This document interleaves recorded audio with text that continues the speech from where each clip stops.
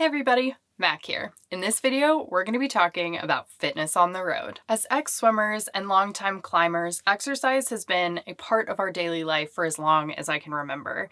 In fact, one of the major reasons why we got on the road was so we could have continuous access to all the outdoor recreational activities that we love to do. However, it can be difficult to get consistent exercise depending on what season it is and what kind of environment we find ourselves in.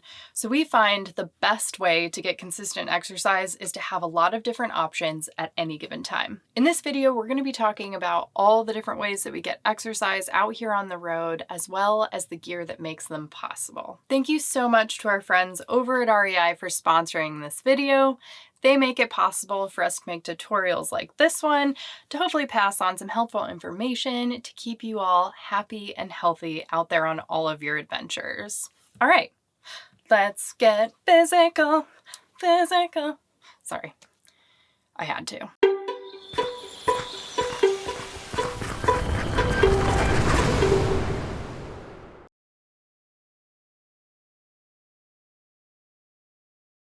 We're going to start close to the truck and share what we do kind of in and around camp for exercise, starting with jump roping. As simple as it sounds, jump roping is a great source of cardio and requires very little gear.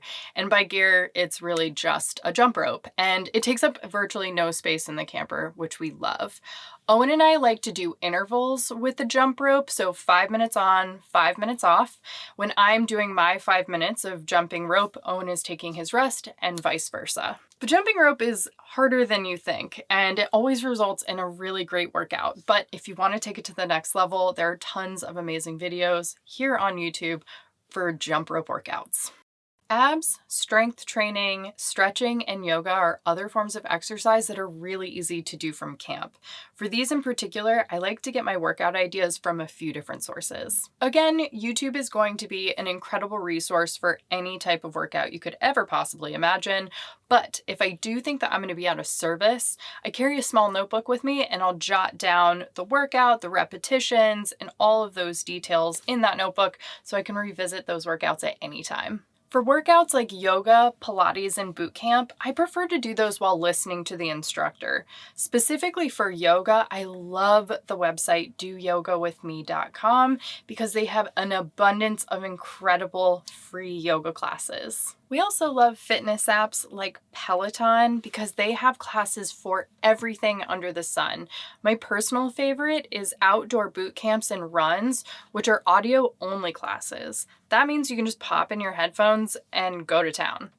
Or not go to town. I'm like never in town. You know what I mean. Do the workout.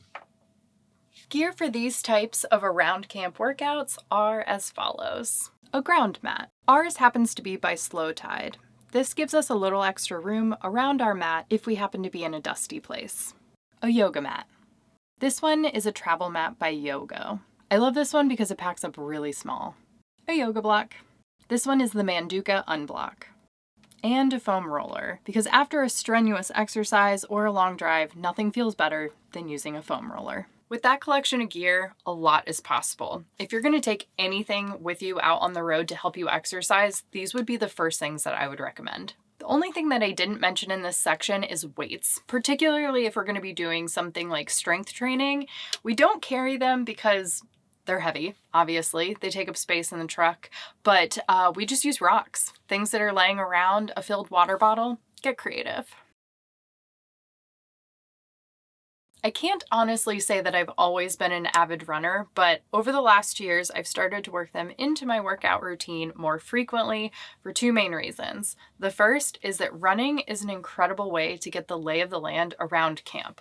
And the second is it's free and you can do it absolutely anywhere. So I guess that was 3 reasons. I like to go for a run down dirt roads because you never know what you're gonna find. I like to run on trails because technical running is very distracting from how hard running is. I also love running in neighborhoods because I love to creep on people's cute cars and plants. Oh, hi cuties.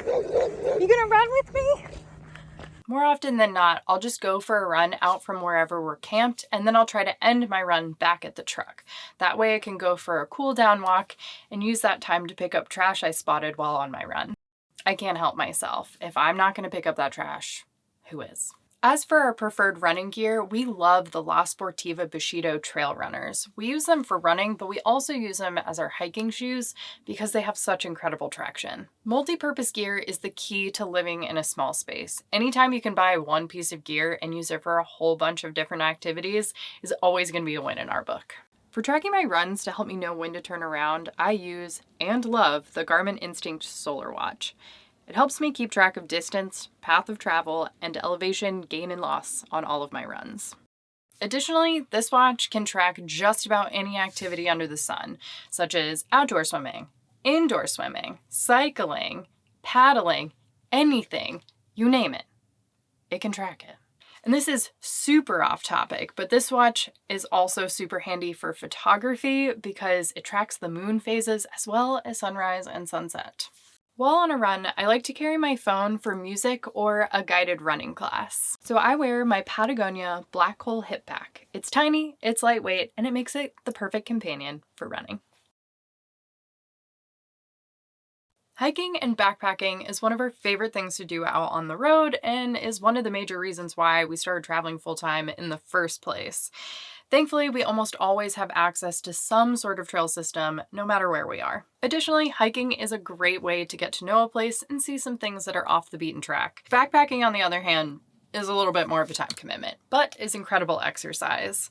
We can typically work in a single overnight backpacking trip without a lot of notice. Anything more than that, we'll definitely need to take a bit more time to plan it. For hiking, we recommend carrying a backpack with a hydration pocket, as well as some really good hiking shoes. For the day pack, Owen loves his Osprey Daylight Pack. This is an older model, but it has served us very well. For hydration, we both carry a HydroPack water bladder, and often we'll carry an additional hydro flask to add electrolytes without contaminating our water bladders. As mentioned earlier, we use our La Sportiva trail runners in lieu of hiking boots. The reason being is they're lighter, they dry faster, and in our experience had better grip on tough terrain. In the last year, I've started experimenting with carrying my backpacking pack instead of a day pack, and I'll be honest, I really love it. For our backpacking packs, we both use the Hyperlite Windrider 2400. It's an incredible, lightweight, and water-resistant backpack. If you can only afford one backpack, I would say that the Hyperlite would be the one that I would recommend.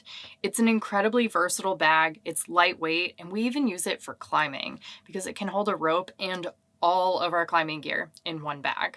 If backpacking sounds like something of interest to you, I recommend checking out our John Muir Trail Gear Guide videos because they go into depth on all of the gear that you would need for something like that. Those videos can be found in the description of this video down below. Climbing! We love climbing so much, and it's actually what we did with most of our free time before hitting the road, so it's always a treat to get some climbing in. Outdoor climbing can sometimes be challenging to get the right weather and conditions for, but anytime we find ourselves camped in proximity to boulders of any kind, whether or not it's actually an established climbing area, we try to get to the top of some of them, and this is something referred to as wild climbing. I prefer wild climbing, I think. It's fun just to look at a rock and be like, I'm inspired by that. I will rub my body on it and hopefully make it to the top. Wild climbing is fun because there's no preconceived notions for how hard a climb is. It's just fun and a great way to get out and explore the area that we're camped in. Are you sensing a theme here? Because I sure am. For wild climbing and bouldering, we carry a Black Diamond crash pad that we keep in the cab of our truck. It also conveniently serves as a comfortable couch around camp. We also carry a rope and all the gear required for sport climbing, but we only sport climb in established areas to be sure that we have fixed gears at the top of our climbs. The gear required for sport climbing is a little bit more extensive, so I wrote about it in detail in the blog post that goes with this video. And if that is something of interest for you, I would head over there and check it out. As always, the link can be found in the description down below. You know the drill. We love the reliability of climbing in a gym because you don't have to worry about the weather. And additionally, climbing gyms usually have showers in their locker rooms. This is a little embarrassing to admit, but I feel like I'm among friends here, so I'm gonna go for it. Sometimes if we're in need of a shower, and I would go as far as to say desperately, we'll look up to see if there's a climbing gym in our area. That way, for the price of one admission, we get a great workout and we leave feeling squeaky clean. Gym climbing gear is as follows. Climbing shoes. These are the same shoes that we wear for just about any type of climbing. And a chalk bag filled with chalk. Again, you'll need this for any type of climbing. As mentioned earlier, Owen and I are ex-swimmers, and we actually met on the swim team in college. That being said, the pool always feels like home to us, so we're always pretty stoked to get some laps in when we can. Swimming is an incredible workout.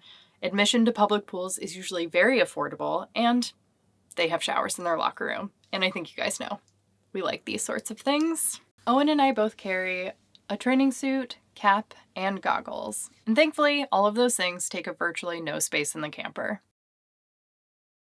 Of all the ways that we get exercise out on the road, surfing is by far my personal favorite, but sadly, it is actually the one that we probably do the least of. The reason being is coastal areas where the good waves are typically made up largely of private land, which makes it difficult for us to stay for long periods of time. For that reason, we take surf-specific trips to places like Mexico, the Oregon coast, and actually more recently, Alaska.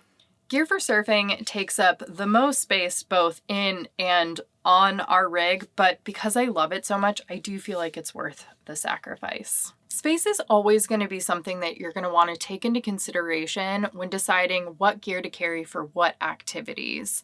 But I'm of the mind that if something brings you a considerable amount of joy, even though you might not always have the ability to use it, I think it's worth the space. But obviously, the line needs to be drawn somewhere, so I'll let you do that for yourself and your rig. For the specific gear that we carry for surfing, I have gone into detail in the aforementioned blog post, so this doesn't turn into a 20-minute tutorial. Well, there you have it, folks. That's how we get exercise out here on the road. I'm always impressed with how many different things that we can do when we have a little bit of gear with us to make it possible. As people who used to do the exact same type of exercise day in and day out, swimming, it took us a little while to get used to the whole get it in where you can mentality that we've had to adopt out here on the road. I think that we've both started to really enjoy dabbling in a couple of different things that encourage us to get out there and enjoy our surroundings while staying healthy. Thanks again to REI for sponsoring this video. Your support always means the world to us. And thank you guys so much for watching. Don't forget to check out the blog post that is in the description of this video down below, because it will go into even more detail on all of the gear that we've talked about in this video. Oh yeah, and until next time, we'll see you down the road. With that thank you so much, truck, and what is that noise? Listening to and it. You can do running. Overnight. Very deep depths of all. Okay, I'm rambling.